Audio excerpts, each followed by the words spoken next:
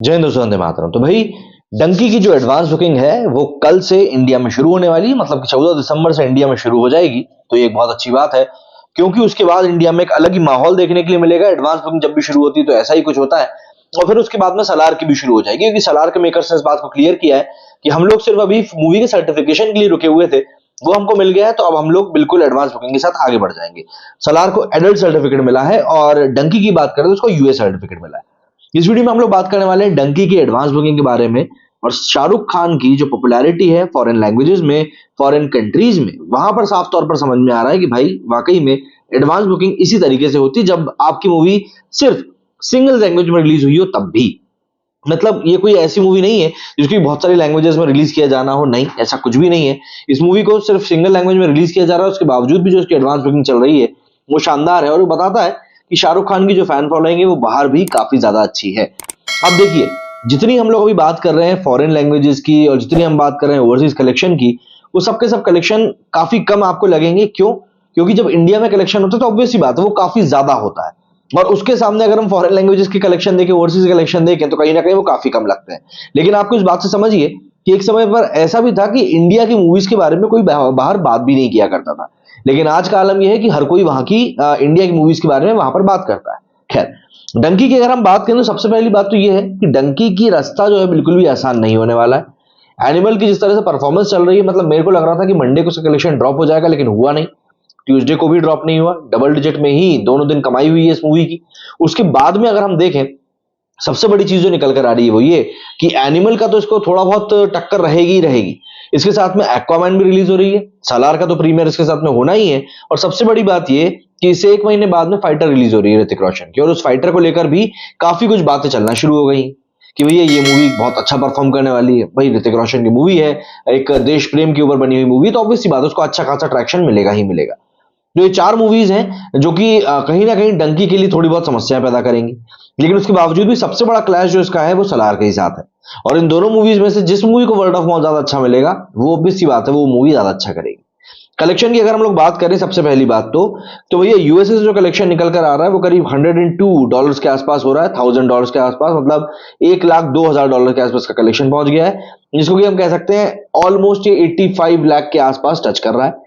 Canada की अगर हम बात करें तो कनाडा से अभी तक अपडेटेड आंकड़े निकलकर सामने नहीं आए हैं, बट जितना हम समझ पा रहे हैं कि 32,000 की डॉलर्स की बुकिंग वहां पर हो चुकी है, मतलब करीब 26 लाख रुपए की। यूके की बात करें तो यहां पर 44 लाख की बुकिंग हो गई है, मतलब $55,000 की। गल्फ की बात करें तो गल्फ में यूएई में इसकी बुकिंग हुई है $25,000 की। सऊदी में बुकिंग हुई इसकी $15,000 की। बहरीन में करी हुई है इसकी $2 से $3,000 की, वहां से अभी तक क्लैरिटी नहीं आई है। ओमान की बात करें तो ओमान से इसकी बुकिंग हुई है $3,000 की। ऐसे कुल मिलाकर इसकी करीब करीब 37 लाख रुपए की बुकिंग हुई है, $45,000 के आसपास। इसके बाद अगर हम आ जाए यूरोप में, तो यूरोप में इसकी करीब $50,000 की बुकिंग हुई है, जहां पे करीब 45 लाख रुपीज इंडियन रुपीज आ रहे हैं। ऑस्ट्रेलिया न्यूजीलैंड की बात करें तो यहां पर फिर भी एक बार ठीक ठाक बुकिंग है, $90,000 की बुकिंग है, ऑलमोस्ट 75 लाख के आसपास की इसकी बुकिंग हुई है। अगर हम रेस्ट ऑफ द वर्ल्ड की बात करें तो करीब करीब $25,000 की यहां पर बुकिंग हुई है बाकी दुनिया में, इन देशों को अगर हम छोड़ दें तो। और यहां से कलेक्शन निकल कर आ रहा है 50 लाख का, 20 लाख का, सॉरी। और ऐसे में इसका जो टोटल कलेक्शन अब डे वन का पहुंच रहा है वो पहुंच रहा है 3.5 करोड़ रुपए। 3.5 करोड़ रुपए ये डे वन का कलेक्शन है। आप ओवरऑल से प्लीज कंफ्यूज ना होइएगा कि ओवरऑल से कितना कितना कलेक्शन हो रहा है, क्योंकि ओवरऑल जिसका कलेक्शन निकल कर आ रहा है, मतलब डे 1 2 3 जिसके लिए अभी तक एडवांस बुकिंग शुरू कर दी गई है, वो आ रहा है करीब करीब 5 करोड़ के आसपास। तो यहाँ पर ये एक बहुत बड़ा आंकड़ा है जो निकल कर सामने आया है। अब कई लोग ये पूछ रहे हैं कि यार डंकी में तो इतना कोई खास एक्शन भी नहीं है, इतना कोई खास कहानी भी नहीं है, एकदम मसाला एंटरटेनिंग मूवी नहीं है, फिर इसको इतना क्यों हाइप मिल रहा है। यहां पर मेरे को आपको एक चीज समझानी पड़ेगी कि आप जब भी किसी बड़े महंगे होटल में खाना खाने के लिए जाते हैं ना, तो उस होटल का एम्बियंस इतना मैटर नहीं करता जितना कि शेफ मैटर करता है। अगर आप वहां पर 10,000 रुपए का खाना खा रहे हो, आपको खाना अच्छा नहीं मिल रहा ना, तो आपका दिमाग खराब हो जाएगा। तो ऐसे में अगर आप एक इतनी अच्छी मूवी देखने के लिए जा रहे हो तो डायरेक्टर बहुत मायने रखता है, और यहाँ पर मूवी का डायरेक्टर है राजकुमार हिरानी साहब।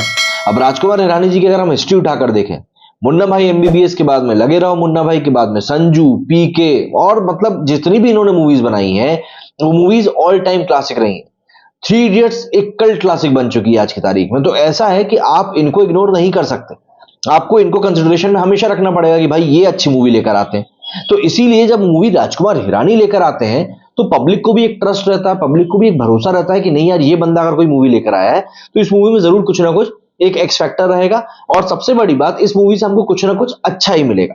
ऐसा नहीं है कि हम सर खुजाते हुए बाहर आएंगे कि अरे यार क्या देख के आ गए। वो चीज इनकी मूवीज के साथ तो एटलीस्ट नहीं होती है।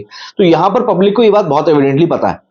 दूसरी बात, राजकुमार हिरानी के साथ ऐसा भी नहीं कि वो साल की 2 मूवी बना रहे हैं, साल की 5 मूवी बना रहे हैं, या फिर वो ऐसी मूवी बना रहे हैं कि भैया कोई मेकर ने बोल दिया, जैसे यशराज वगैरह के बारे में हम लोग बात करते हैं ना, कि उन्होंने मनीष शर्मा को बोल दिया कि साहब आपको तो ये मूवी बनानी है, आपने सिद्धार्थ आनंद को बोल दिया कि साहब आपको ये मूवी बनानी है।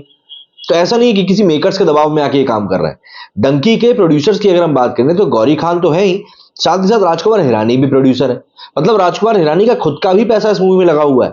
और देखिए, ये बात तो मुझे नहीं लगता कि मुझे किसी भी इंसान को समझानी पड़ेगी कि जिस चीज में आपका खुद का पैसा लग जाता है, उस चीज के ऊपर आप खुद एक पर्सनल टच देते हैं। राजकुमार हिरानी के साथ में यहां पर सबसे बड़ी बात यही है कि वो इस मूवी में खुद इसलिए इंटरेस्टेड है क्योंकि वो खुद इस मूवी में इन्वेस्टेड है।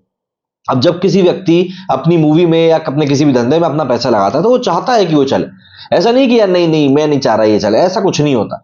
तो राजकुमार हिरानी का आपको एक वो टच जो मिल रहा है ना, वही टच इस मूवी को एक इस लेवल से इस लेवल पर ले आने का काम कर रहा है। देखिए, मसाला एंटरटेनिंग मूवीज की हम बात करें तो यार इसमें तो हैप्पी न्यू ईयर भी एक मूवी आई थी, चली थी अच्छी, लेकिन लोगों ने यही कहा था ना कि यार कुछ चीजें ऐसा लग रहा था कि यार क्या ही है।